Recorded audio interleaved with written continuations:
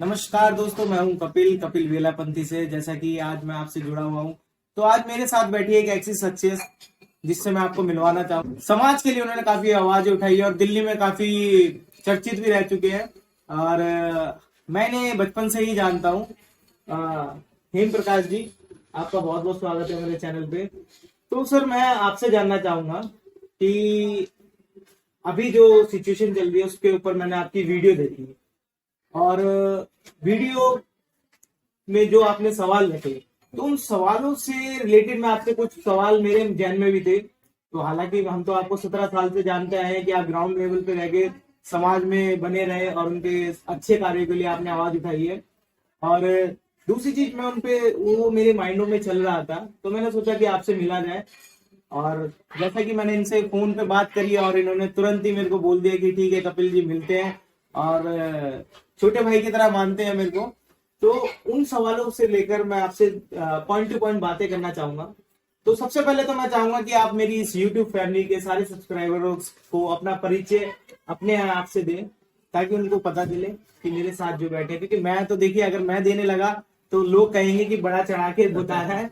तो मैं चाहूंगा आप अपने बारे में कुछ बताएं।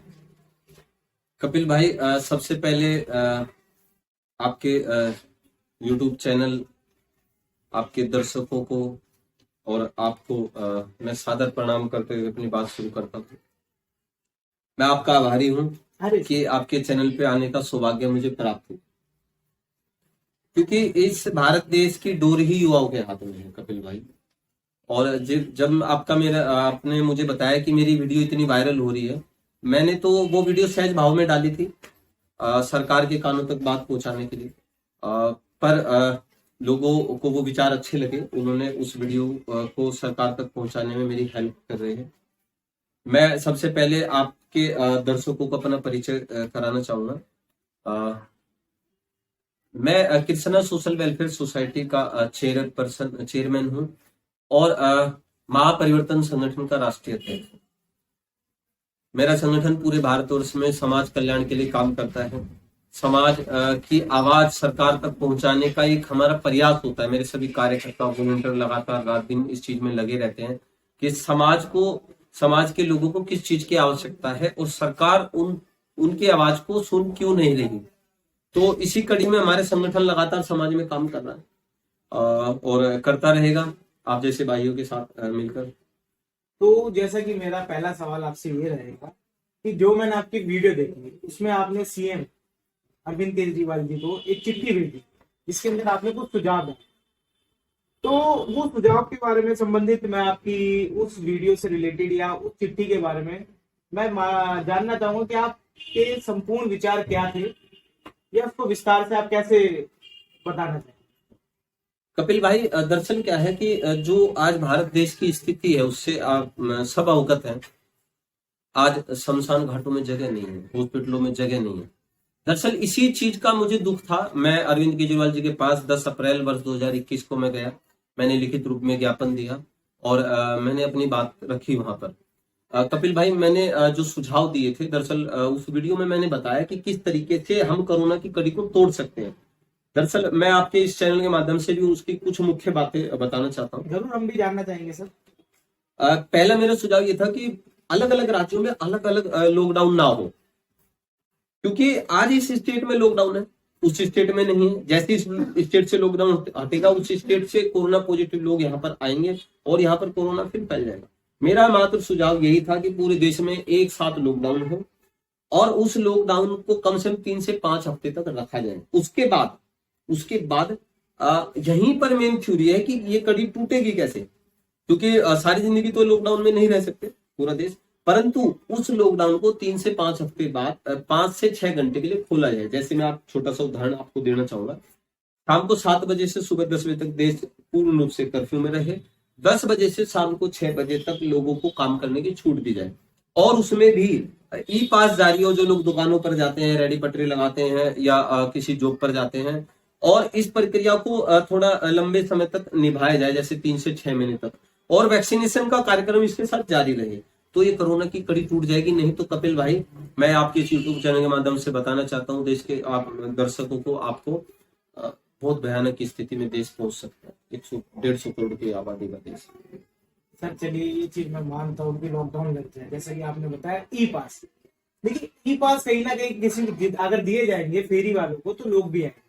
आप बोल रहे संपूर्ण लॉकडाउन भी हो तो देखिए अब सबसे बड़ा सवाल मेरा ये आता है जब भी लॉकडाउन को मैं सुनता हूँ, जो अर्थव्यवस्था है।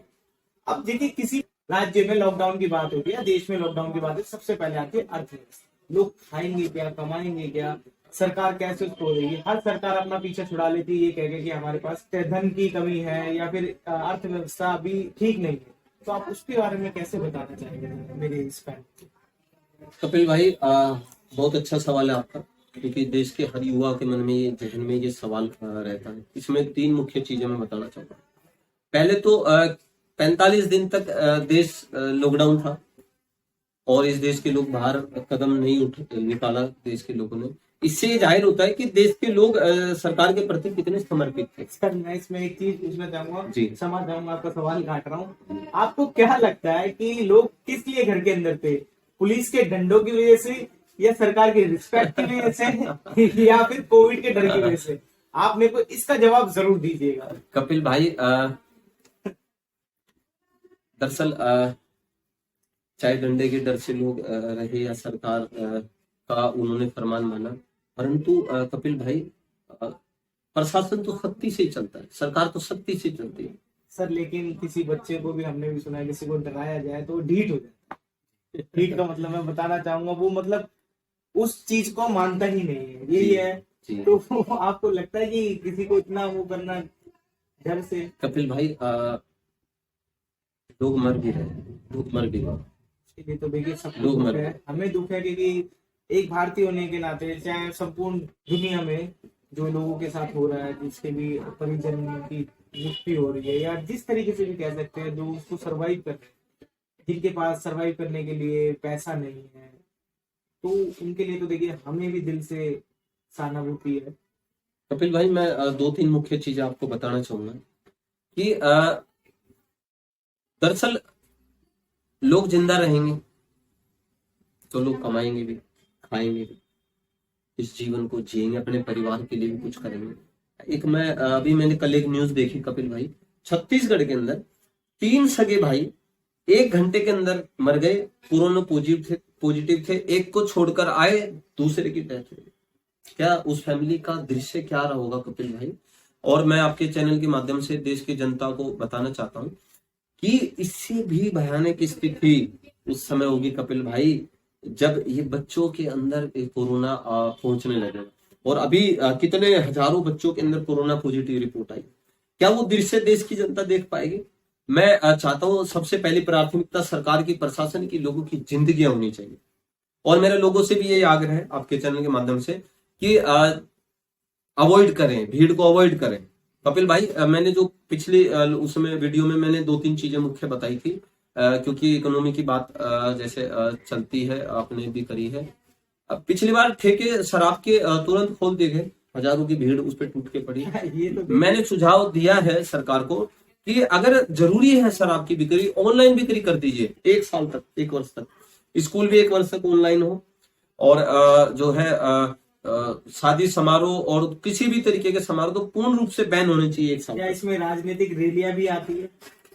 मैं आपसे जानना चाहूंगा, आप हाँ या ना में बताइए, ज्यादा इस पे हम टिप्पणी नहीं करेंगे। आप हाँ या ना में बताइए, क्या उसमें राजनीतिक रैलियां आनी चाहिए या नहीं?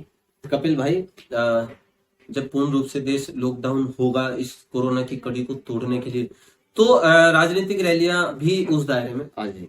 तो आपका कहना मतलब है कि राजनीतिक रैलियों में भी नहीं होना चाहिए, डिजिटल राजनीतिक रैलियां होनी चाहिए। कपिल भाई मैं दरअसल सीधे तौर पे बोलूंगा, मैं किसी भी पार्टी पे, नेताओं पे कटाक्ष नहीं करना चाहता हूं, परंतु जब देश लॉकडाउन में होगा तो निश्चित रूप से हर चीज पर पाबंदी होगी।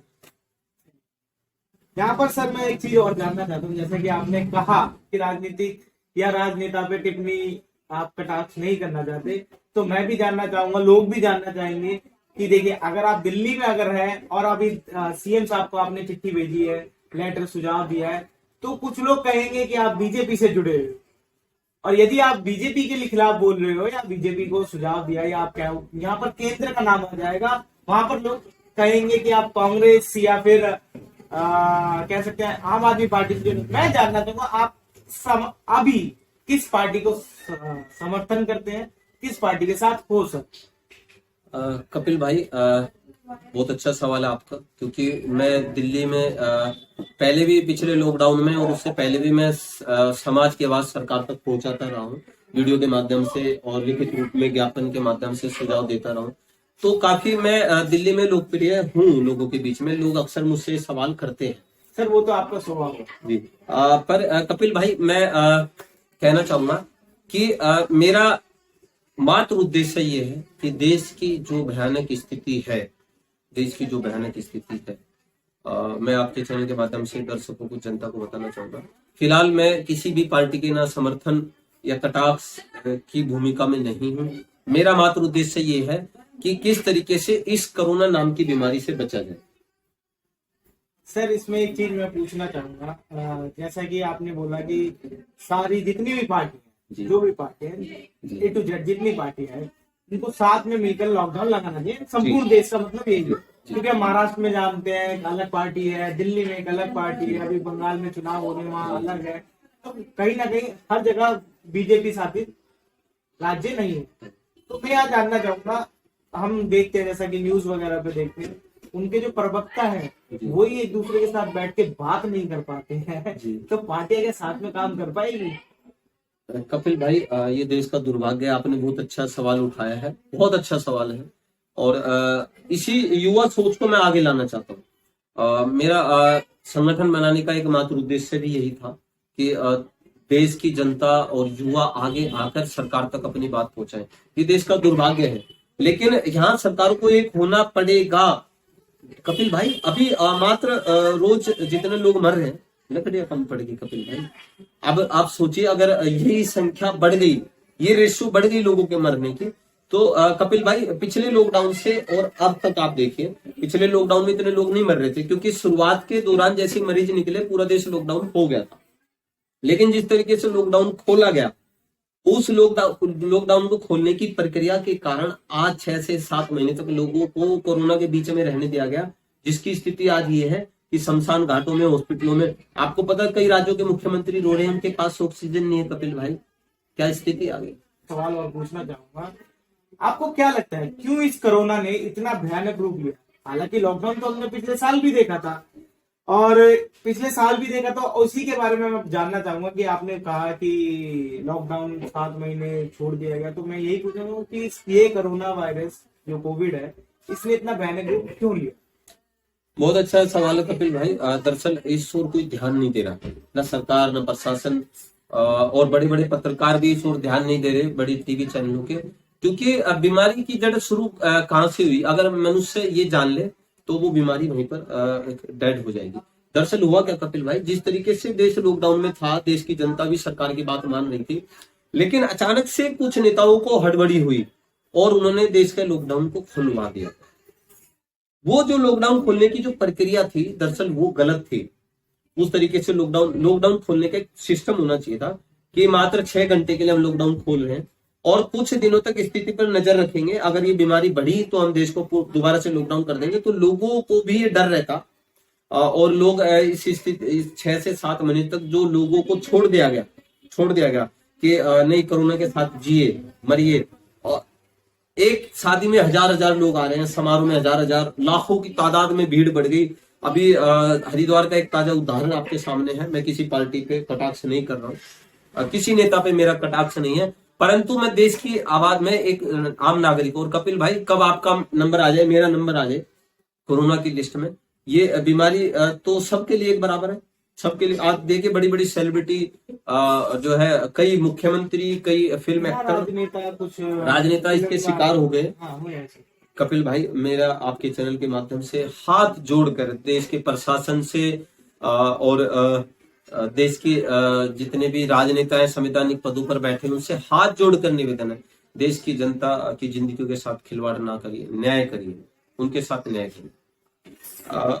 दरअसल मैं कहना ये चाहता हूं कि जिसने कोरोना के मरीज को मरते देख लिया, कपिल भाई, वो खुद ही वो इंतजार नहीं करेगा कब मुझे कोरोना हो, वो अपने आप को घर में आइसोलेट कर लेगा, क्योंकि बहुत भयानक स्थिति है कपिल भाई।